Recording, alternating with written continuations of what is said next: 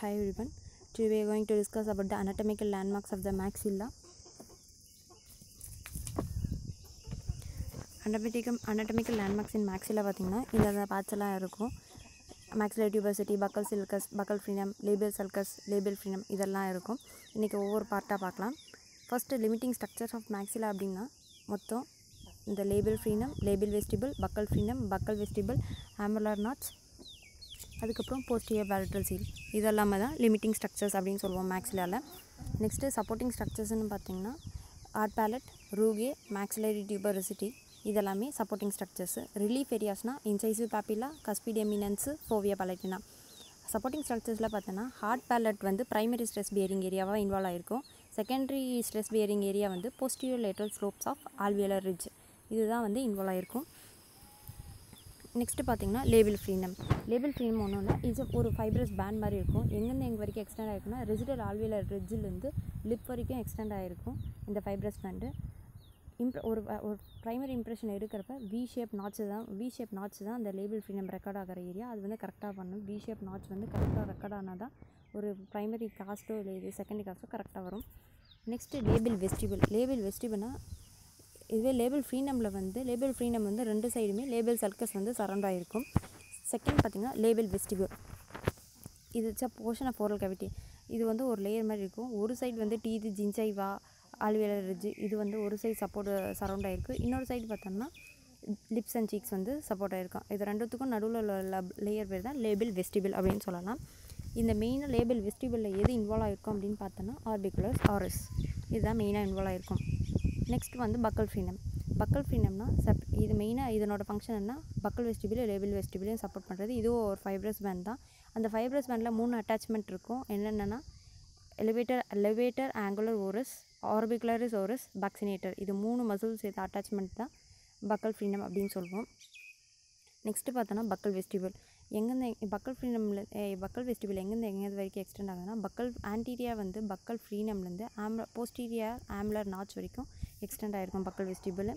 இதனோட சைஸ் வந்து contraction, position of mandible, amount of bone loss in maxilla இதை பொறுத்து வேரி ஆகும். இதை வந்து மோஸ்ட்டாக இந்த இது வந்து கொரோனரி ப்ராசஸ் வந்து இன்டர்ஃபர் ஆகக்கூடாது டியூரிங் மவுத் ஓப்பனிங். இப்போ வாயை திறக்கிறோம் அப்படின்னா கொரோனரி ப்ராசஸ் வந்து இன்டர்ஃபர் ஆகக்கூடாது. அந்த மாதிரி தான் நம்ம வந்து பக்கல் வெஸ்டிபிளை வந்து ஏரியா வந்து ரெக்கார்ட் பண்ணணும் இம்ப்ரெஷன் இருக்கிறப்ப. இதனோட சைஸ் வந்து ஒரு பெருசாகும் சின்னசாகும் அக்கார்டிங் டு அந்த 3 பாயிண்ட்டு, கான்ட்ராக்ஷன், மேண்டிபிளோட பொசிஷனு, அப்புறம் மேக்ஸிலாவில் இருக்க எவ்வளோ போன் லாஸ் ஆகிருக்கு அவங்க டென்ச்சர் இல்லாமல் இருக்கிறப்ப அந்த மாதிரி அதை பார்த்துக்கணும். நெக்ஸ்ட்டு பார்த்தீங்கன்னா மெயினாக ஆமுலர் நாட்ச் வந்து ஒரு சின்ன டிப்ரெஷன் தான். எதுக்கும் நடுவில் இருக்குன்னா maxillary tuberosity ப்ராசஸ்க்கும் மீடியல் டெரிகார்புலேட்டோட ஆம்புலஸ் ப்ராசஸ்க்கும் நடுவில் இருக்கிறது தான் ஆமுலர் நாட்ச் அப்படின்னு சொல்லுவாங்க. அது ஒரு சாஃப்ட் லூஸ் ஏரியாவில் டிஷ்யூ மாதிரி கவர் ஆகிருக்கும்.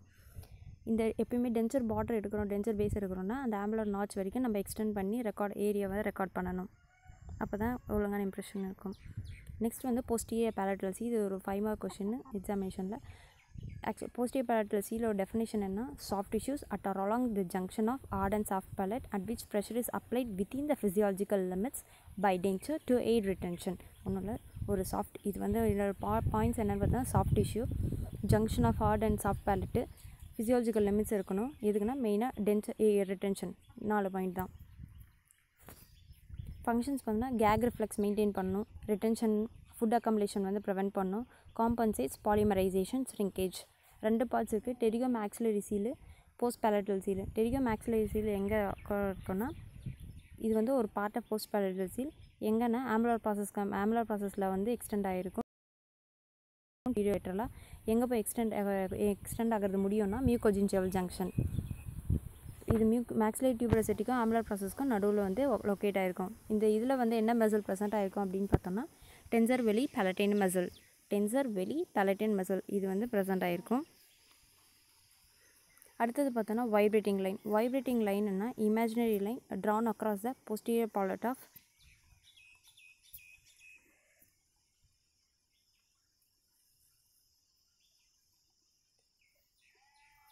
இதுதான் இது maxillary tuberosity.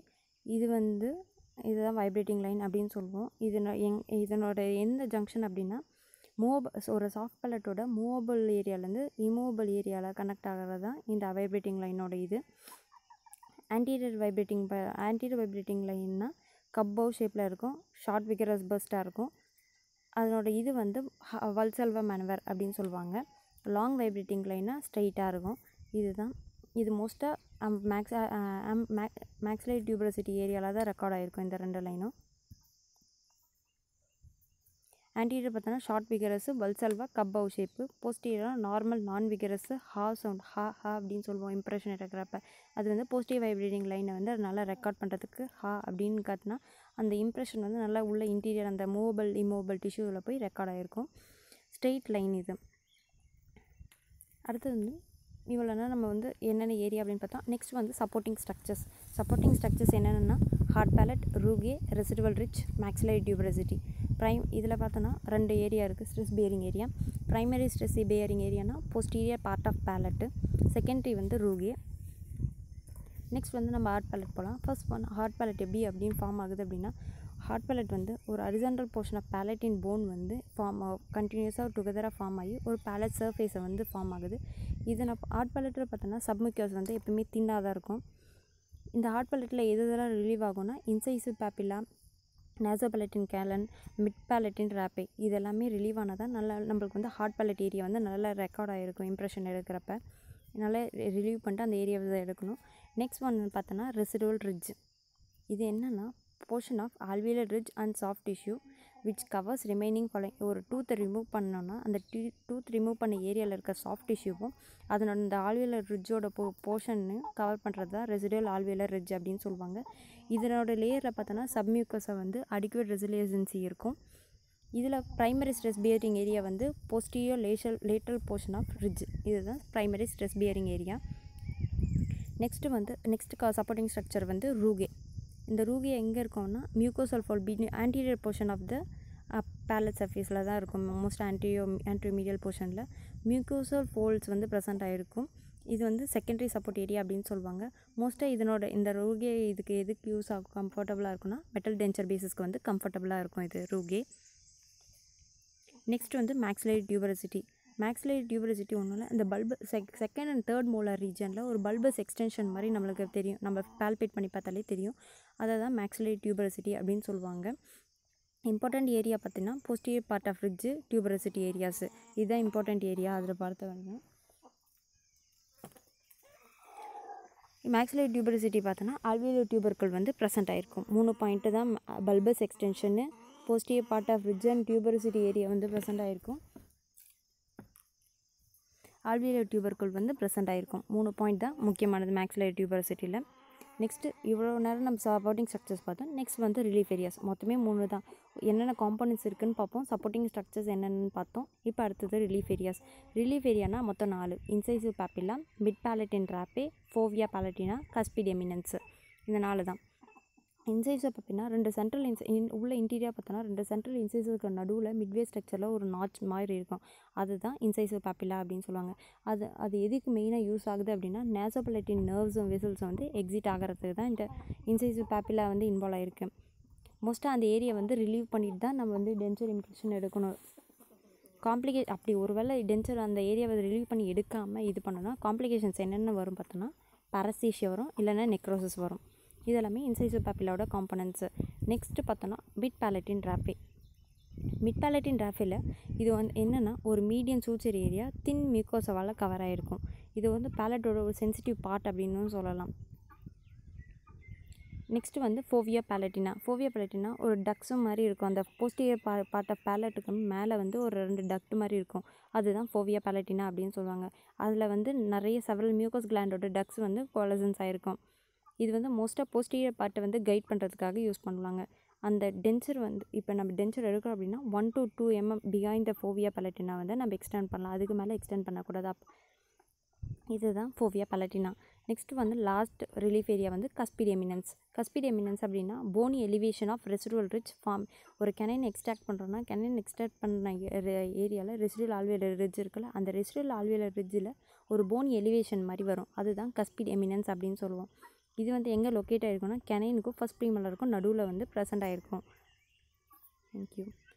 ஃபஸ்ட்டு வந்து ஒன்றும் இல்லை, anatomical landmarks in maxilla அப்படின்னு பார்த்தோம்னா இந்த ஸ்ட்ரக்சர்ஸ் வந்து ஃபஸ்ட்டு ஸ்ட்ரக்சர்ஸ் என்னென்னு பார்த்தோம். Labial frenum, labial vestibule, buccal frenum, buccal vestibule, hamular notch, posterior palatal seal இது பற்றியெல்லாம் பார்த்தோம். லேபிள் ஃப்ரீனம்னா ஒரு லேபிள் இம்ப்ரெஷன் எடுக்கிறோன்னா வி ஷேப் நாட்ச் இருக்கணும், ஃபைப்ரஸ் பேண்ட், இது 2 பாயிண்ட் ஞாபகம் வச்சுக்கலாம் லேபிள் ஃப்ரீனமில். லேபிள் ஃப்ரீனம் எப்படி டிட்டர்மைன் பண்ணுவோன்னா லேபிள் சல்கஸ் அப்படி 2 சைடும் சப்போர்ட் ஆகிருக்கும், அதை வச்சு நம்ம லேபிள் ஃப்ரீனமை கண்டுபிடிச்சிடலாம். Next labial vestibule. Labial vestibule வந்து போர்ஷன் ஆஃப் த சீல் வந்து எந்த extends across the labial frenum. Labial ஃப்ரீனம்லேருந்து எக்ஸ்டெண்ட் ஆகிற அந்த ஏரியா வந்து லேபிள் இது சொல்லலாம். அது வந்து ஒரு சைடு டீத்து ஜின்சைவாக கவர் ஆகிருக்கும், இன்னொரு சைடு வந்து லிப்ஸு சீக்ஸு கவர் ஆகிருக்கும். அந்த 2த்துக்கும் நடுவில் உள்ள ஏரியா தான் லேபிள் வெஸ்டிபிள் அப்படின்னு சொல்லலாம். இதில் மோஸ்ட்டாக இன்வால்வ் ஆகிருக்கிறது பார்த்தோன்னா ஆர்பிகுலோசோரஸ் வந்து இன்வால்வ் ஆகிருக்கும். அடுத்ததுன்னா பக்கல் ஃப்ரீனமில் வந்துட்டு 3 காம்போனன்ட்ஸ் மெயினாக எலிவேட்டர் ஆங்குலர் ஓரஸ், ஆர்பிகுலோசோரஸ், பக்சினேட்டர் மசில், இது 3 மெயினாக இன்வால்வ் ஆகிருக்கும் பக்கல் ஃப்ரீனமில். பக்கல் வெஸ்டிபியூல்னால் அதுலேருந்து எக்ஸ்டெண்ட் ஆகிறது தான் நம்ம பக்கல் வெஸ்டிபியூல் அப்படின்னு சொல்லுவோம். ஆமுலர் நாட்ச் எப்படி ஞாபகம் வச்சுக்கிறதுனா மேக்ஸிலரி டியூபரசிட்டிக்கு கீழே வந்து இருக்கிறது ஒரு ஸ்மால் ஃபைப்ரஸ் பேண்ட் மாதிரி இருக்கும், அது ஒரு டிப்ரெஷன் மாதிரி இருக்கும், அதை வச்சு நம்ம ஆமுலர் நாட்ச் அப்படின்னு கண்டுபிடிச்சிக்கலாம். நெக்ஸ்ட்டு பார்த்தோன்னா போஸ்டியர் பேலட்டல் சீல், இது ஒரு அது வந்து ஆமுலர் நாட்ச் ஒரு சைட் ஆஃப் ஆமுலர் நாட்ச்லேருந்து இன்னொரு சைட் ஆஃப் ஆமுலர் நாட்ச் வரைக்கும் எக்ஸ்டெண்ட் ஆகும். அண்ட் 2 லைன் இருக்கும், anterior posterior vibrating line. Anterior vibrating line எப்படி இருக்குன்னா ஒரு கப் பவு ஷேப் மாதிரி இருக்கும், ஷார்ட்டாக தான் இருக்கும் அதனோட இது. வல்சால்வா மேனிவர் வந்து இன்வால்வ் இருக்கும்.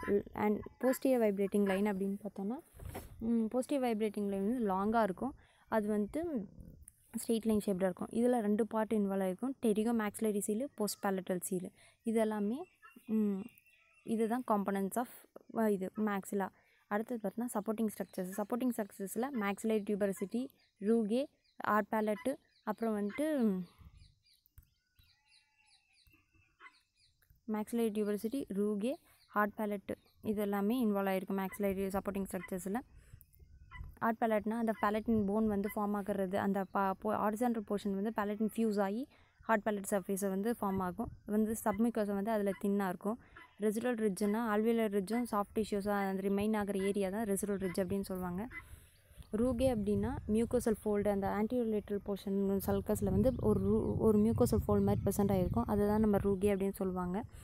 நெக்ஸ்ட்டு மேக்ஸிலரி டியூபரசிட்டி எங்கே இருக்கும் அப்படின்னா posterior part, second and bulbous extension of அதாவது நம்ம பால்பேட் பண்ணி பார்த்தாலே நல்லாவே தெரியும், ஒரு பல்பஸ் எக்ஸ்டென்ஷன் மாதிரி இருக்கும் செகண்ட் அண்ட் தேர்ட் மோலார் ரீஜனில். அது கீழே தான் ஆம்புலர் நாட்ச் ப்ரெசென்ட் ஆகிருக்குன்னு சொன்னேன், அந்த ஏரியாவில் தான் மேக்ஸிலரி டியூபரசிட்டி ப்ரெசென்ட் ஆகிருக்கும். இதெல்லாமே சப்போர்ட்டிங் ஸ்ட்ரக்சர்ஸ். ரிலீஃப் ஏரியாஸ்னால் incisive papilla, mid palatine raphe, fovea palatine and cuspid eminence, இதெல்லாமே ரிலீஃப் ஏரியாஸ் அப்படின்னு சொல்லுவாங்க. இன்சைசிவ் பேப்பிலா அப்படின்னா எங்கே லொக்கேட் ஆகிருக்கும் அப்படின்னா காமனாக பார்த்தோம்னா ஒரு சென்ட்ரல் லென்சஸுக்கு 2 சென்ட்ரல் லென்சஸுக்கு நடுவில் ப்ரெசென்ட் ஆகிருக்கும், அது வந்து nasopalatine nerves and vessel exit ஆகிறதுக்காக யூஸ் ஆகும். ஃபோவியா பேலட்டின்னா ஒரு டென்ச்சர் வந்து இப்போ எக்ஸ்டெண்ட் பண்ணுறோம் அப்படின்னா 1 to 2 mm behind the fovea palatine, அது ஒரு டக்ட் மாதிரி இருக்கும், 2 பாயிண்ட் மாதிரி இருக்கும். கஸ்பிட் எமினன்ஸ் அப்படின்னா இப்போ கெனைன் எக்ஸ்ட்ராக்ட் பண்ணுற ஏரியா வந்து ரெசிடுவல் ஆல்வியலர் ரிட்ஜ் இருக்குது அப்படின்னா அந்த ரெசிடுவல் ஆல்வியலர் ரிட்ஜில் கொஞ்ச நாள் ஒரு போன் எலிவேஷன் மாதிரி தெரியும், அதுதான் நம்ம கஸ்பிட் எமினன்ஸ் அப்படின்னு சொல்லலாம். தேங்க்யூ ஃபார் வாட்சிங், கீப் சப்போர்ட்டிங் மீ.